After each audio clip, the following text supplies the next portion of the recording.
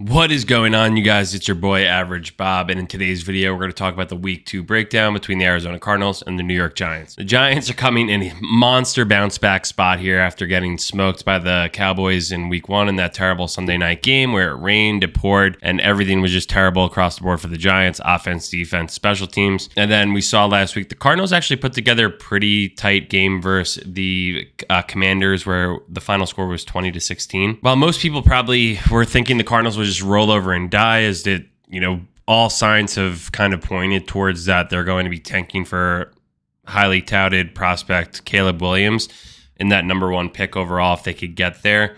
Obviously, there was a lot of negativity towards the Cardinals this offseason. I watched the Cardinals on the in-season Hard Knocks last year with Cliff Kingsbury and the J.J. Watt retirement tour, and it was a complete and utter disaster.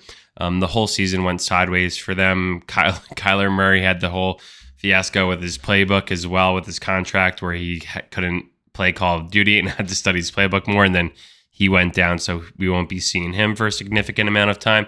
And then obviously in the preseason, there was that video of the new Cardinals coach where he couldn't motivate anyone to even make a sandwich, let alone play football. So the Cardinals are in a really weird spot this season, even though they did play hard against the Commanders. One thing I do want to note for that game, they did have 6 sacks, which I think could come into play in the Week 2 matchup versus Giants. So diving into things, let's just start with the first matchup that I wanted to talk about, which was an absolute disaster last week, where the Giants' offensive line, especially guys like Evan Neal, getting absolutely torched off the edge. I'm hoping that he could put together a better Week 2, learn from what he saw in the film in Week 1, and kind of look himself in the mirror and decide what he wants the season to be about. Is he going to get his ass kicked week in and week out? Because now it's on tape kind of how to destroy him and expose him. The rest of that internal offensive line has a lot of work to do as well. And then the big concern too is at left tackle with Andrew Thomas, who we just paid a lot of money to. Did suffer a hamstring injury in Week 1. I think it was on that Saquon pick 6, making it one of the worst football plays I've seen in a very long time. And it seems like he might not be able to play this week, which is a major problem considering all of the issues that we had last week. Andrew Thomas is really the main cog in this offensive line for making it work and being really the main slate of protection for Daniel Jones at this point in time. With him out and not being able to play, this is a pretty significant injury to happen at this point in time, especially so early in the season. And then you're looking at, if he cannot go, then you have backups like Joshua Ezeudu and Matt Parrott looking to come in. Obviously, I don't think either of those guys are very talented. Ezeudu was drafted by this regime, so they probably want to see what he could do. Parrott wasn't. He was the UConn guy from Gettleman era who was supposed to be a project. But honestly, this is the NFL. I'm sick of freaking hearing about projects. We need to win games, and I think this is his probably last chance on the team if he can't do anything to help us offensively on the O-line. And again, just to talk about that, one of the biggest issues also going into this game is injuries. Obviously, I just mentioned Andrew Thomas, nursing a hamstring issue. Also, Darren Waller, who is supposed to be a monster playmaker in this offense outside of Saquon Barkley. The offense is supposed to be geared and run towards a little bit. I thought he did some good stuff in Week 1, but if he's dealing with a hamstring injury, which has kind of plagued his last few years, that's a major issue. And this is something that I kind of talked about in my 3 major reasons for concerns going into this season. And it seems to be the words that Darren Waller used to describe this injury are really weird compared to what you would see normally from a hamstring injury, some sort of soft tissue injury. It seems more to be like a nerve issue. So I'm not a doctor, but it seems like it's almost a little bit worse than the hamstring if it's dealing with nerves and all of that stuff, because nerves take a very long time to heal. And obviously he's on year 3 of dealing with this. So I don't know. I really don't know what to expect to see from him. I think he's going to be playing in this game, but at what capacity, I'm not sure. But again, just a major blow. Also going down the injury report, Deonte Banks, limited with a calf injury. Graham Gano, also right ankle, limited. I did see after the game, he went in for x-rays and those were negative, but obviously if your kicker has an ankle issue, that could impact his kicking ability because a lot of games do come down to field goals. Azeez Ojulari also on the injury report with a hamstring. I mean, honestly, this guy's never been healthy in his career, so it makes sense to see him here. and Matt Pert as well. On the flip side of things, for the Cardinals on the injury report, we have James Conner, who is limited with a hand injury. Obviously, he'll probably be playing with that. The guy's gone through way tougher things in his career outside of dealing with like a minor hand injury. If you want to read more about his amazing comeback story at Pitt when he had cancer, it's pretty crazy to see. One of the major keys for this game outside of, I feel like I don't even know really how to give a good preview for this game because last week everything just went so haywire so fast. So I think if I was this coaching staff, I would just put week 1 behind us completely, pretend almost like it didn't happen, and come into this game versus a Cardinals team that has zero expectations going into this year and is by all means attempting to tank for a #1 pick.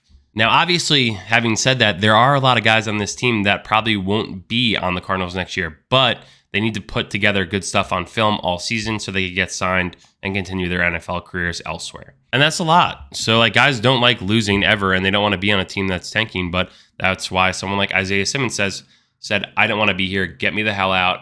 Trade me. And that's how we got him for a 7th round pick. So what I think needs to happen in this game is somehow the Giants offense has to get the ball rolling, go to the ground a lot more. Don't get away from it early on. I'd like to see Saquon try and break one, use him in the screen game. We can't shoot ourselves in the foot with false starts or fumbles or, interceptions. So just lean on Saquon. Do what we did last year that made him super successful. Even though the offensive line isn't good and banged up already right now, it wasn't that great last year either. So figure out what we were able to do successfully last year and replicate that. And then through that, you'll be able to open up play action to the tight end. And then if Waller can't go, Bellinger's completely fine and capable to take on this role.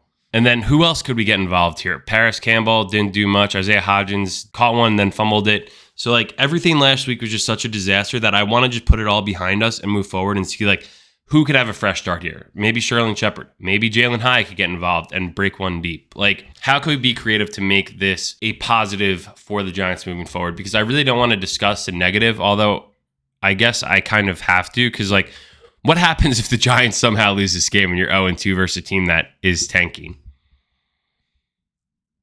I don't know. Like, I can't even imagine this scenario, so I don't really want to talk about it too much and be that negative because I usually try to keep things positive on this channel because everyone could be a hater, right? And, what does that get you? So in efforts to keep it positive, let's go to the run. I think one bet I'm going to do is definitely Saquon anytime touchdown, and I might actually bet him to score twice in this game. So check DraftKings wherever you're betting through to see if they do have that line, because I do think Saquon really gets it going and amps it up this week, even with a banged-up offensive line. Also, if you could see a line, if you could find a DraftKings or anywhere bet on Isaiah Simmons having a sack, I think he definitely gets one this week in a revenge game versus the Cardinals. He seems really amped up about having to play them again. It seems like it's really personal. So I know Wink loves that like kind of vendetta mentality that people have in revenge games. So I think you're going to see Isaiah Simmons just go completely ham this weekend, just being a monster, causing chaos wherever he can. Which is kind of got to be weird because he was with these guys all the offseason. So it's like you probably have a lot of friends on the team still, but it's like, oh no, screw you guys. Like, I'm trying to make a joke out of you guys because I know you're a joke. I practice against you guys every single day for the last 3 years. My prediction for this game, Giants win 27-16. And just one thing to note, too, that I've been thinking about Andrew Thomas about is if he doesn't play in this game, the Giants do have a super short turnaround going into week 3. Obviously, I never want to look ahead because if we start looking ahead more than 1 week here, it's just not going to go well for us. But it is tough to say with the 49ers, who look like an absolute juggernaut in the NFL so far this season and last year as well. You're playing them Thursday. And you know what the 49ers have is an unbelievable D-line. They have a Bosa. So if Andrew Thomas can't play in this game, hopefully he could come back for that one because we're going to need him. Anyway, let me know what you guys think about the upcoming matchup. And if you like this video, please feel free to like and subscribe. Anyway, have a great weekend. Let's go Giants.